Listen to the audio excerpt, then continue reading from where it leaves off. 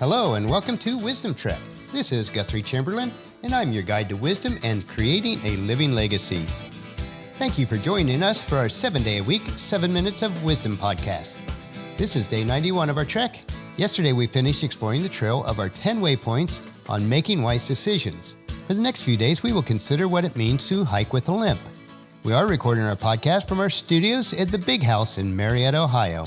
I spent Saturday working on our formal dining room, stripping the old varnish off of the woodwork, which is a lot of wood as there is quartersawn oak wainscoting about 1/4 of the way up, as well as the doors, windows, and 2 built-in cabinets.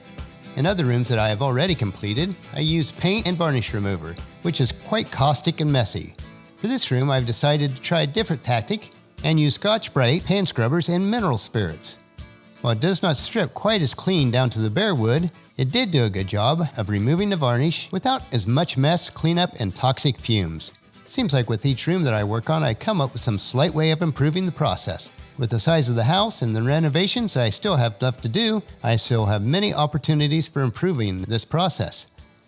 As with all skills that we possess, if we continue to learn and practice, we can improve our craft. This is part of the refining process.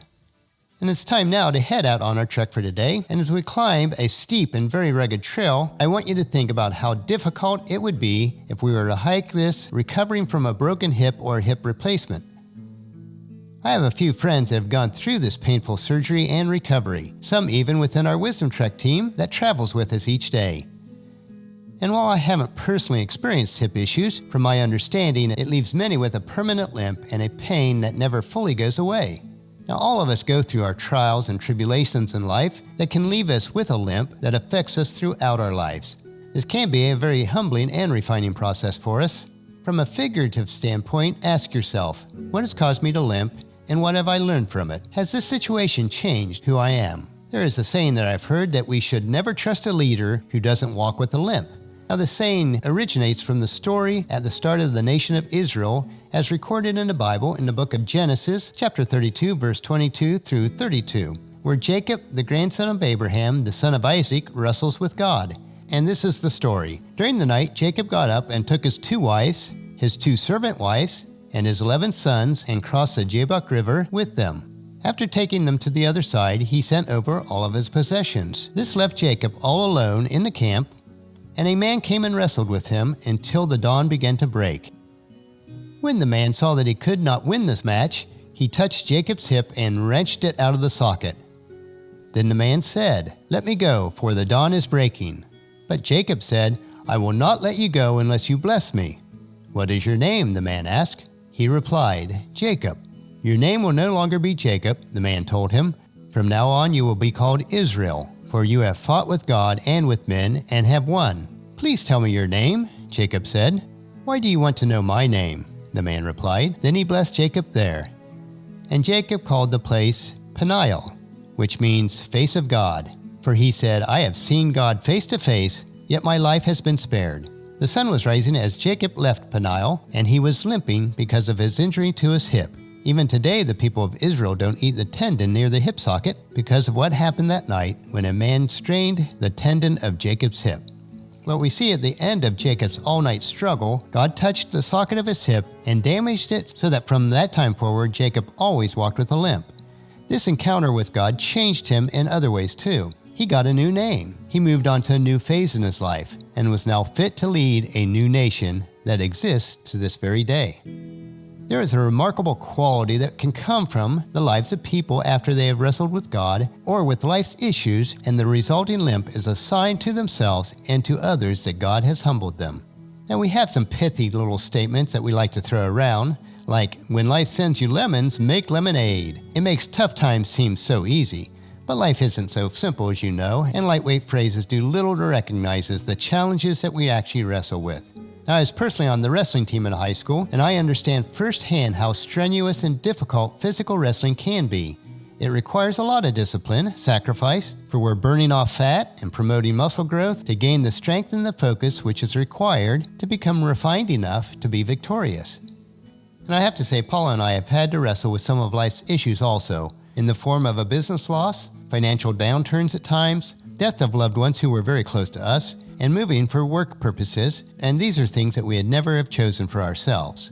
All of these experiences and others have been a refining fire in our lives to burn off that which was impure so that the fine gold could become evident.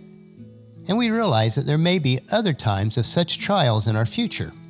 Now, all of us experience seasons of wrestling and testing, discipline and sifting, such as described in the book of Hebrews chapter 12, verses 1 through 13, which we'll look at tomorrow.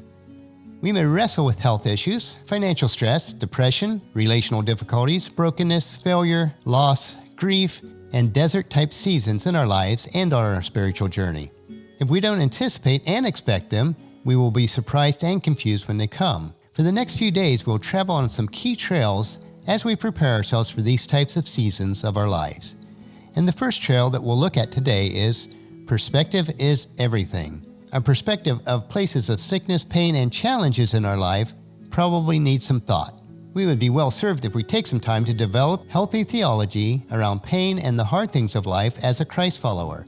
As John Wibner frequently said, if our theology doesn't work in real life, then we really need to rethink our theology. When we experience difficult seasons, it doesn't mean that God isn't present or has stopped loving us. It doesn't necessarily mean that we even lack faith or have brought this upon ourselves through doing something that was wrong.